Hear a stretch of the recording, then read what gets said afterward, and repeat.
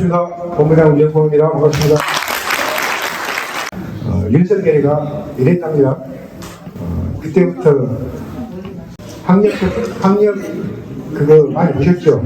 유튜브에 나가는 건방지기 짝이 없는 놈입니다. 제가 참고로 내성적이라 욕을 잘 못합니다. 윤석열 얼굴을 보면 가끔 가다가 이렇게 할 수도 있습니다. 혹시 그게 좀 듣기가 겁거다 그러면 귀를 막으셔도 됩니다. 그리고 슬라이드가 한 50개 정도 되는데요. 동영상이 엄청 많습니다. 2부씩만 잡아도 2부씩 100분, 1시간 30분짜리입니다. 그런데 제 교육은 질문을 받지 않습니다. 대신에 질문했을 때 대답만 잘해주면 20분 안에 끝내드립니다.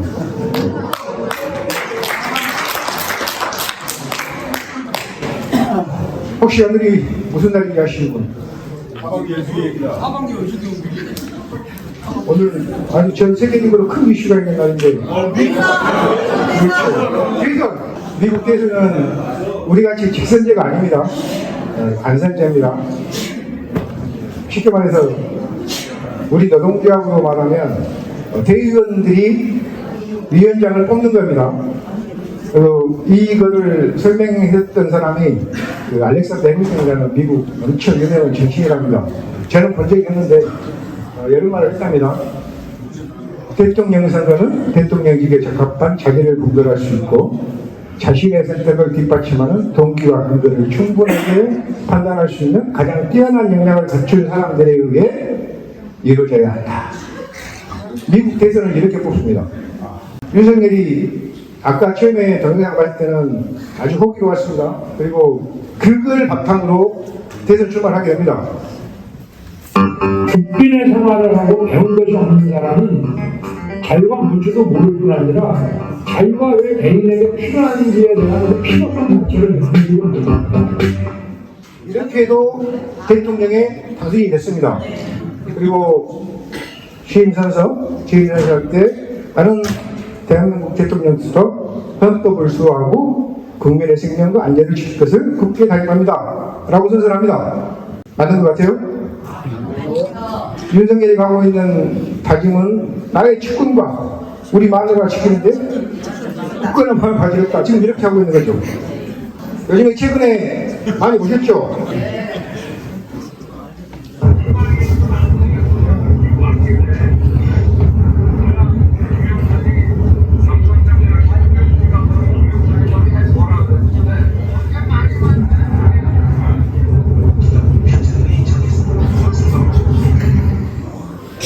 이 민주당에서 이 기한업체를 깠을 때 국민의힘에서 했던 말 통화 날짜를 보면 됩니다. 취임전이라. 그렇지. 우리 저는 원래 웬만한 간부들은 안 주는데요. 취임 전이라 공무원 신분이 아니라 해당하지 않는다 라고 했는데요. 세상에 비밀은 없는 것 같습니다. 윤석열이는 그러니까 여러분들도 여기서 나가셔서 뭐 조용히 어디 가서 술 한잔 먹고 뭐 해도 소문 다 납니다. 그렇게 하지 마십시오. 이것도 비밀이었더라고요. 윤석열이가 중앙지검장 하고 있을 때고 한동훈이가 중앙지검 3차장 하고 있을 때 이명박이 다 쓰는 누구 겁니까? 있지 않습니까? 그때 이명박이가 뇌물죄로 구속이 됐거든요. 그 구속을 시킨 사람이 윤석열이가 만든 판례에 의해서 구속이 됩니다. 그 판례가 공무원이 아니더라도 공무원에 출마하고 그 시점부터 뇌물죄가 적용된다. 그래서 제가 졸업하면 제가 본부장에 출마를 했습니다. 아직 본부장은 아닙니다. 근데 본부장 전부터 저한테 어디 누구 지부가 누구가 저한테 옷도 사주고 밥도 사주고 술도 사줍니다. 그런데 당선하신 분은 아닙니다. 그런데 당선이 됐습니다. 이건 뇌물죄랍니다. 출마할 때부터 공무원 신분을 유지하기 때문에 뇌물죄가 성립이 된답니다. 그래서 윤석열이도 뇌물죄다. 그래서 까막소리 가게 생겼다. 이거 아니더라도 까막소리 가게는 엄청 많습니다. 그리고 이거 보셨죠? 실질적인 권력자 윤석열은 대통령이고 권력자는 김건희다. 보시죠. 우리 대통령의 호가 뭔지 아십니까? 지오빠. 호가 새롭게 바뀌었습니다. VIP가 아닙니다. GIP입니다. 그리고 정확하게 김건희가 권력자라는 거 우리 명태균하고 김영선이하고 통한 내용입니다. 하지 말라니까요. 대통령이 안 사겠다 하는데 왜 그래요? 오늘 대통령입니까? 내가 지시받았다 해도 뭐가 들어갔다 했잖아. 권력자 누군지 아시겠죠? 그런데 이런 상황에서도 한동훈이가 대통령 입장 표명을 해라 아니면 사과를 해라 그랬을 때도 윤석열이가 쌩 깠습니다. 아무렇지 않게 쌩 깠거든요. 이유가 외교 일정도 많고 내일모레 11월 19일에 18일인가 17일에 G20도 있고 외교 일정도 많고 미국 대선도 있고 미국 대선에 누가 이길 것 같습니까? 트럼프가 이기면 좀 머리 잡지 않겠습니까? 그런데 오늘 오다가 뉴스를 들었는데 트럼프는 또라이다 힘들고 페리스는 아무것도 안 하려고 힘들고 지금 이 상황입니다. 미국이. 북한군 러시아 파병도 있고 그래서 입장 표명을 못 하겠다. 근데 우리가 가끔 북한군 러시아 파병에 우리 KBS 뉴스를 보면요 제일 첫 꼭지로 항상 그 사진이 나옵니다. 북한군이 구속받는 모습. 혹시 KBS 뉴스 보신 분들 계시나가 모르겠는데 KBS 뉴스의 첫 꼭지입니다. 무조건 지금 한 2주 그 시간 안에 그 뉴스가 가장 먼저 나옵니다. 그래서 뉴스에 북한군이 전멸하고 한 명이 살아남았다 이런 뉴스 많이 보셨죠? 그게 우리나라의 뉴스에 나올 때 젤렌스키가 KBS에 나와갖고 인터뷰를 하면서 그런 일 없다 라고 이야기를 합니다. 개뻥입니다. 뉴스가 전부 다 가짜였던 겁니다. 미국도 말도 않고 유럽에도 말도 않고 있습니다. 그런데 유독 우리나라만 전시 상황이 러시아가 이길 것 같아요? 우크라이나가 이길 것 같아요? 어떻게 해요? 이미 전세는 기울어 졌고 러시아가 땅을 얼마나 많이 가지고 있냐 아니면 젤렌스키가 감옥에 아직 가지 않느냐 그리고 트럼프가 되면 어차피 전쟁이 끝날 거거든요. 젤렌스키가 4월 달에 미국 의회에 가서 돈 좀 주라고 했거든요. 그때 한 10조인가 4조를 요구했었는데 지금 10분의 1밖에 안 들어갔답니다.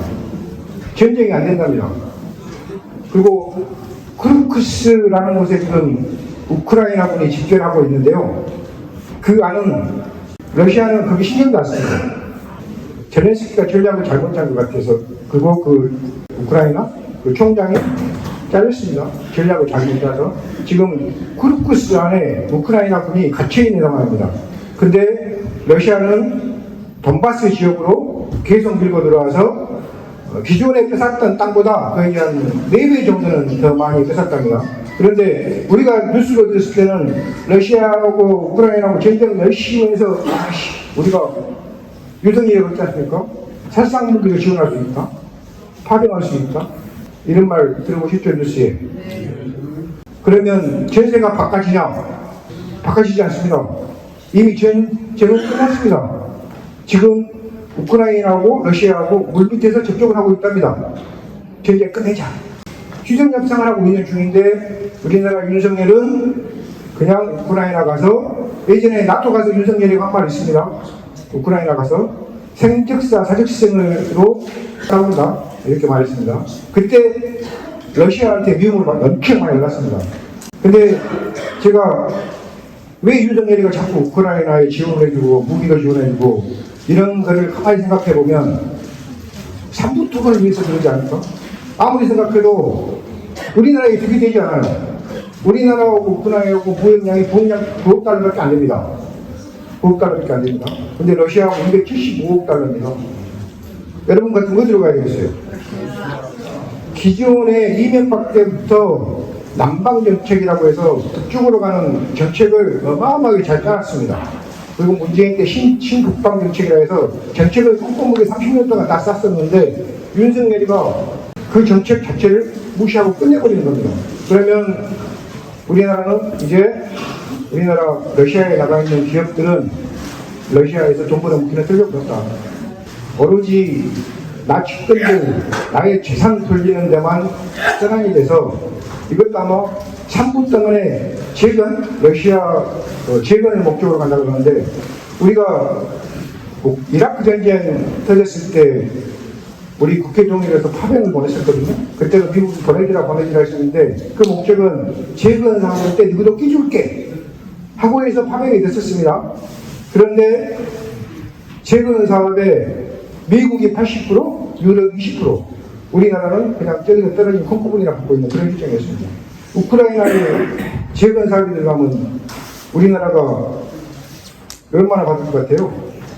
받을 것도 없습니다. 근데 커미션이라는 게 있잖아요. 원래 FX 사업이라고 들어보셨죠? 남성분들은 아시던데 FX 사업이라고 미국 무기 사주면 나한테 떨어지는 커미션, 이 대통령이 가질 수 있는 커미션이 5%입니다. 어마어마하게 큰 돈이죠. 그것 때문에 이것 좀 밀어붙이지 않나 라는 생각이 듭니다. 그리고 아시아 태평양 회의도 있고 어저께 중국이 한국 여행객들 비자 없앤다라는 뉴스가 나왔습니다. 이게 지금 중국이 우리나라에 약간 잘해보자 라고 지금 제스처를 취하고 있는 것 같은데 윤석열은 그 내용을 모르고 계속 러시아하고 던지고 우크라이나에 대해서는 것 같습니다.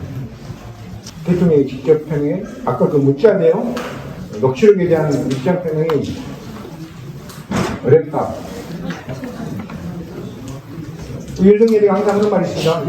여론에 신경 쓰지 않겠다. 어저께 윤석열이가 새마을운동 기념사업회에 가서 한 말이 있습니다. 나라와 국민을 생각하며 자고 매하지 않고 돈을 던져도 맞고 가겠다. 이렇게 가겠답니다. 무슨 정신으로? 새마을 정신으로. 어찌 되겠습니까? 제가 아까 내전적이라고 욕을 본다고 했는데요. 군주 민수, 백성은 무교, 임금은 배라는 뜻인데요. 이게 어디서 나왔던 말인 것 같습니까? 여기에 박근혜 탄핵 때 대학 교수들이 올해의 자사성으로 만든 말입니다. 임금은 백성이 세우지만 정치를 잘못하면 끌어내릴 수 있다라는 뜻이랍니다. 그런데도 그저께인가요?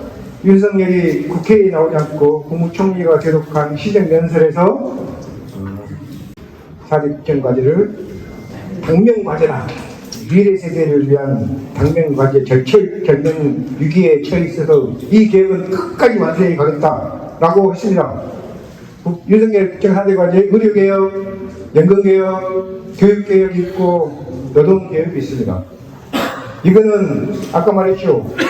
여론전에 신경 쓰지 않고 국민을 생각해서 자고면하지 않고 돌을 던져도 맞고 가겠다. 끝까지 밀어붙인다는 거예요. 끝까지. 근데 이게 우리한테 좋으면 그냥 어느 정도 이 정책이 수용이 될 것 같은데 윤석열이 자체가 싫어요. 그렇죠. 그러니까 윤석열이 한 그 말, 행동 하나하나가 다 꼴보기 싫은 거. 자, 그럼 의료계획이라 건강보험 재정 관리 강화를 하겠답니다. 무슨 내용인지 아시는 분 계실까요?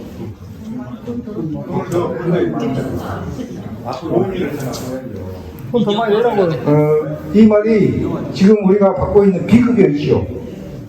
비급여를 줄인답니다. 그러면 기존에는 우리가 예를 들어서 물박스 하나 사러 가더라도 급여가 됐을 때는 1,000원짜리를 한 300원 주고 나머지는 의료공단에서 내주고 그랬었는데 이거를 줄인답니다. 이런 항목들을. 그리고 건강보험, 우리가 건강보험이 적용되는 보험이 많이 있지 않습니까? 그거를 새로 재정립한답니다. 그러면 기존에는 눈이 아파서 병원에 갔었는데 그전에는 건강보험이 적용이 됐었는데 이제는 안 된다. 결론은 이 말은 돈 없으면 병원 가지 마라. 돈 없으면 병원 가지 마란 말입니다. 그리고 필수 의료공학.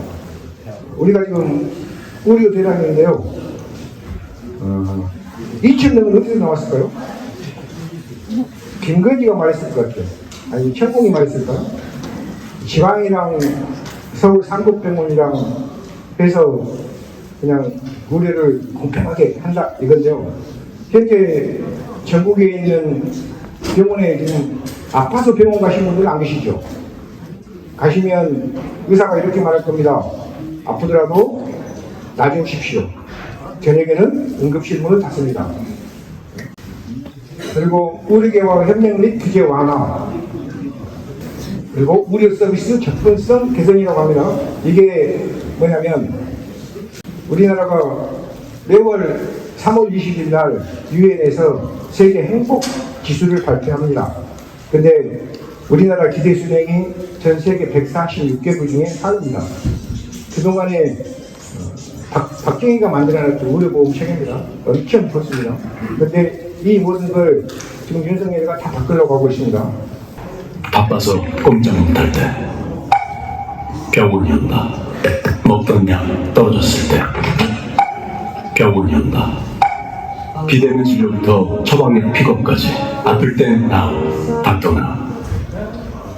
요즘에 이거 TV에서 많이 나오더라고요. 우리나라 병원은 영리 목적을 할 수 없습니다. 영리 목적을 할 수 없습니다. 병원을 지어서 나가 떼돈을 벌었다라는 이 자체가 안 됩니다. 그런데 윤석열이가 작년에 미국 순방 갈 때 닥터나고 사장을 데리고 갔습니다. 직접 비행기에 태워서 상황이 이렇게 되고 있습니다. 그리고 만약에 예를 들면 삼성생명보험에 가입하지 않으면 삼성병원에 갈 수 없습니다.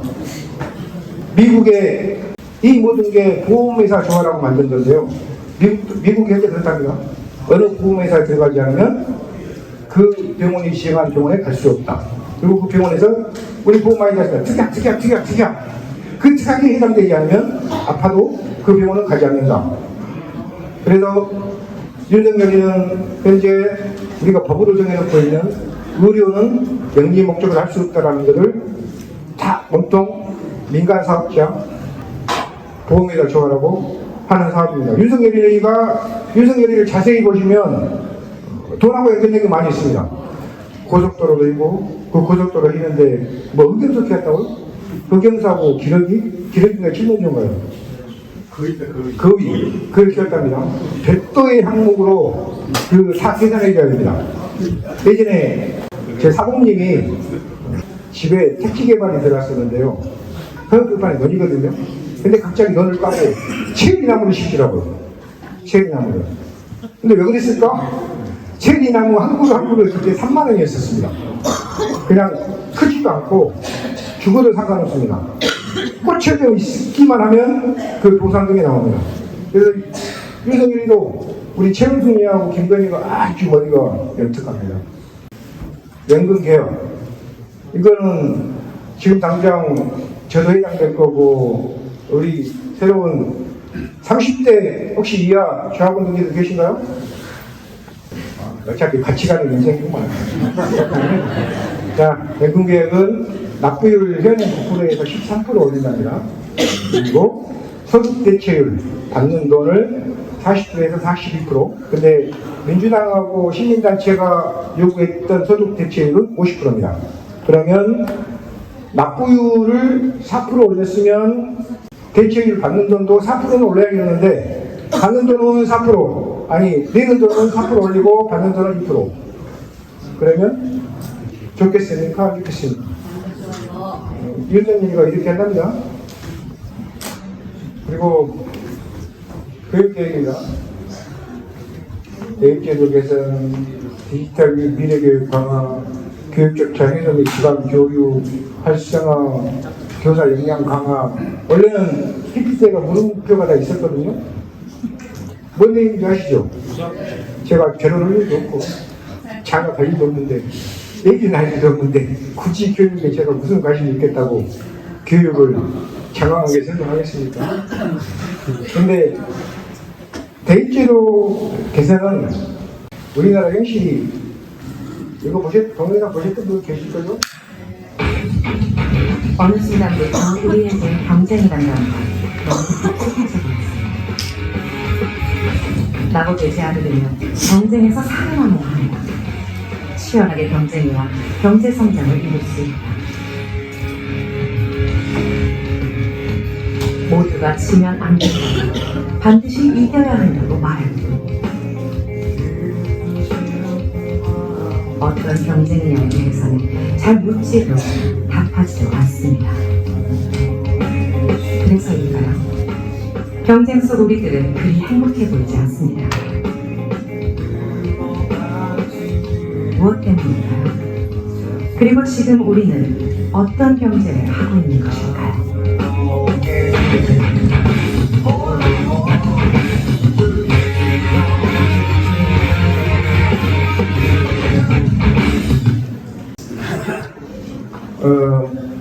그저께 어떤 분이 TV에 나와서 그러더라고요. 인생은 생존을 위해서 사는 게 아니라 삶을 위해서 사는 거라고. 그런데 우리들은 이런 경쟁 체제 안에서 삶을 위해서 살겠습니까? 생존을 위해서 살아야 되겠습니까? 이 교육을 했을 때 아까 그 우리나라가 유엔에서 보고한 행복 지수가 우리나라가 올해 57입니다. 57인데요. 그 안에 GDP도 있고 삶에 대한 선택의 자유도 있고 가정도 있고 이러는데요. 이 교육했을 때 두 번째 항목에 삶에 대한 선택의 자유라는 게 있습니다. 삶에 대한 선택의 자유가 말이 어렵죠. 내 꿈을 이루고 살고 있냐? 라는 항목입니다.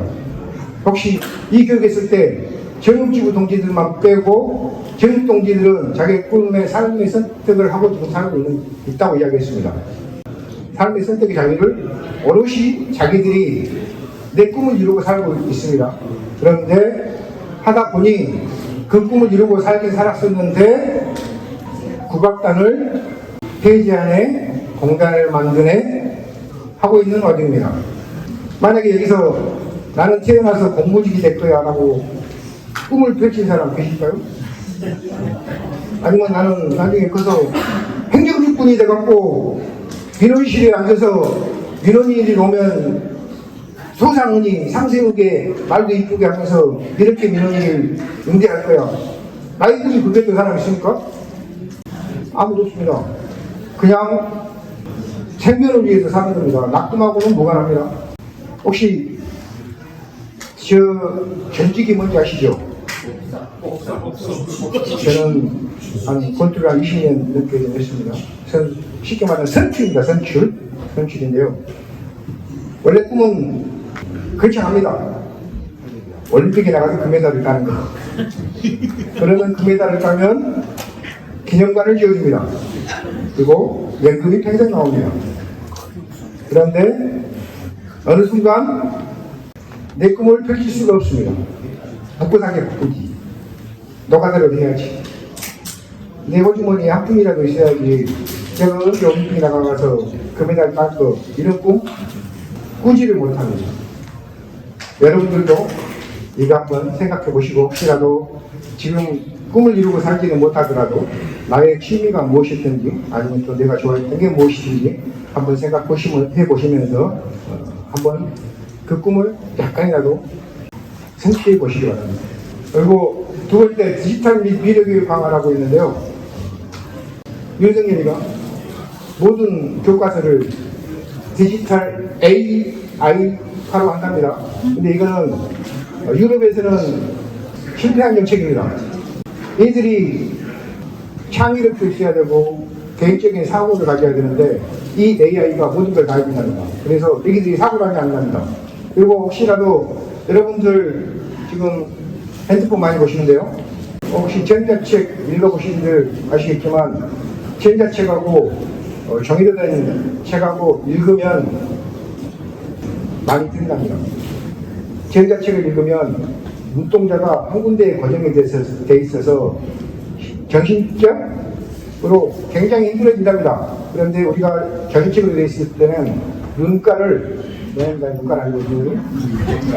눈알을 좌우로 열심히 굴려가기 때문에 정신건강에도 좋고 애들이 학습 효과도 좋고 신체적, 정신적으로 좋아진답니다. 그런데 윤석열이는 굳이 이 예산이 얼마인지 아십니까? 1조 4천억입니다. 1조 4천억 예산을 잡아서 실패한 정책을 선진국에서는 실패했던 정책을 해보려고 그런 겁니다. 왜? 1조 4천억이 아까 말했죠. 윤석열이는 권력이고 뭐 필요 없다니까요. 나의 돈, 나의 측근들 돈, 부를 넣어주는데 현황이 돼 있다. 그리고 교육적 차이점 및 지방교육 활성화, 교사 유명화. 저도 몰라요, 이거. 너무 그때. 그리고 노동개혁입니다. 노동시간 유연화, 최저임금 결정구조 개편, 회계 투명성, 회계공시, 노동시간 유연화를 혹시 지금까지 교육을 잘 받았고 우리가 총연맹이나 민주연합에서 보내준 이 블로그라 그래서 유튜브 동영상을 보셨으면 이 내용에 대해서 잘 아셔야 됩니다. 혹시 설명해 주실 수 있는 좌우분이 계실까요? 아까 우리 최진호 국장도 이야기했지만 일주일에 충전해서 근무할 수 있는 시간 69시간이다.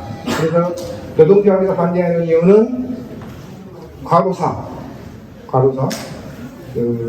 제 선배가, 1년 선배가요, 광고사라고 아시죠?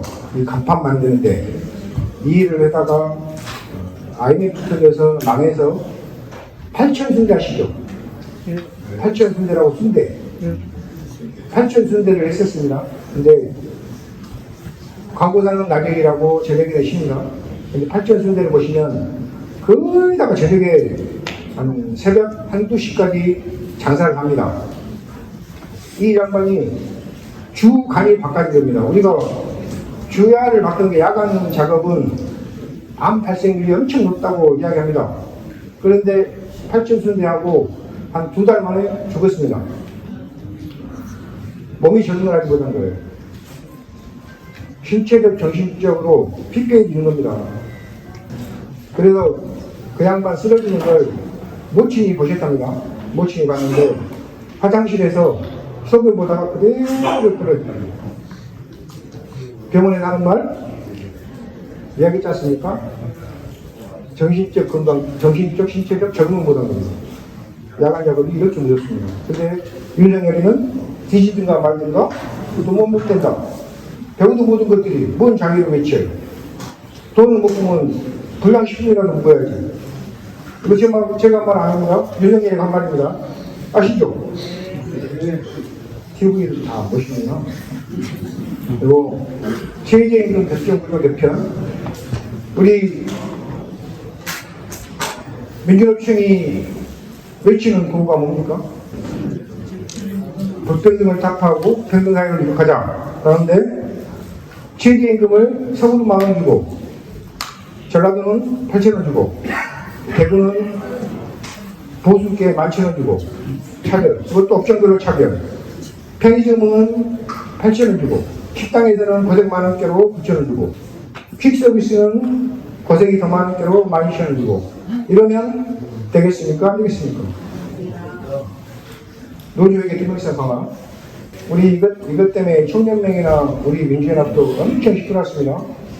노동자 활동을 우리가 내는 노조비를 너희들이 어떻게 썼는가 나라에서 검사하겠답니다. 노동자의 첫 번째는 자주지고 독립적으로 운행하고 있습니다. 그리고 우리 여기 회계감사분도 계실 건데 엄청 꼼꼼하게 싸웁니다.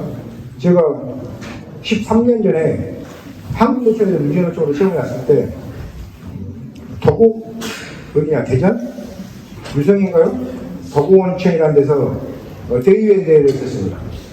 그런데 거기서 회계 감사를 하는데 10원짜리 하나 가지고 이어폰을 치는 이렇게 싸우더라고요. 우리 노동조합은 10원짜리 하나도 잘못 쓰면 대의원 대회에서 그렇게 욕을 하던니다. 근데 이거를 정부에서 들여다보겠다라는 겁니다. 그리고 회계공시하면서 윤석열이가 제일 먼저 했던 게 노동조합 때려잡기, 사회단체에 지원되는 돈 끊기. 미리 얘기를 했던 것 같아요. 싸울 수 있는 명분을 안 만들어준 거죠. 가장 투쟁력 높은 단체들만 골라서 지원을 끊고 탄압을 하고 이것도 이제는 이거에 전체 민주노총 안에 모든 조직들을 감시 감독하겠다. 윤석열이는 여론을 신경 쓰지 않고 나라와 국민을 위해서 좌고우면하지 않고 그거를 전제로 막고 가겠답니다. 새마을 돈 정신으로 어떻게 해야 되겠습니까? 그래야 이렇게 끌어내려야죠. 그러면 어떻게 해야 되겠습니까? 11월 9일 날. 마지막 경기를 보고 마치도록 하겠습니다. 고맙습니다.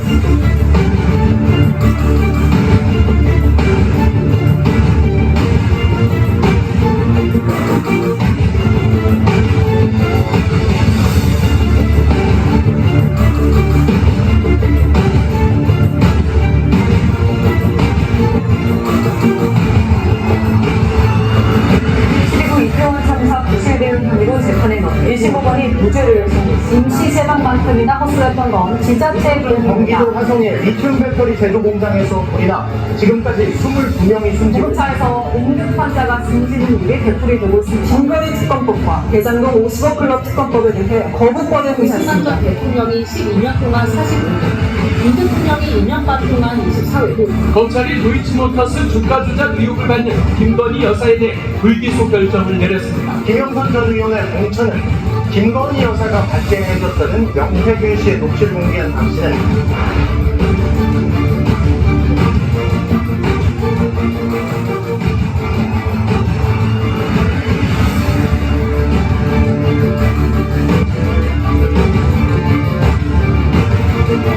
이번 조사에